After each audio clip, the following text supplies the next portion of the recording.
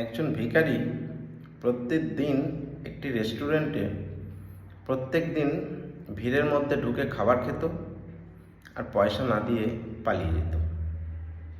তো দীর্ঘদিন এইভাবে যাওয়ার পর এক ভদ্রলোক ওই হোটেলের মালিককে বললেন, আচ্ছা ওই যে ভিখারি প্রত্যেক দিন আপনার এখানে খাবার খায়, খেয়ে পয়সা না দিয়ে পালিয়ে যায়, আপনি কিছু বলেন না?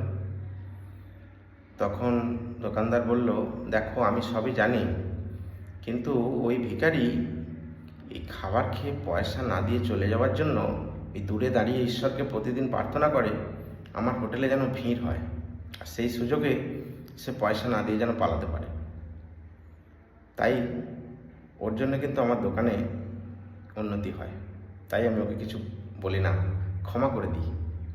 এই গল্প থেকে আমরা এটাই শিখতে পারি যে ভিখারি চাইতো যে দোকানে ভিড় হোক, তাহলে আমি খাবারে পয়সা না দিয়ে পালিয়ে আসতে পারবো লুকিয়ে।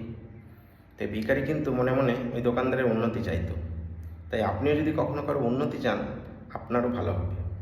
আর দোকানদার ভিখারিকে ক্ষমা করে দিত এই কারণেই, কারণ দোকানদার জানতো ভিখারির জন্যই ওর দোকানের উন্নতি হয়েছে।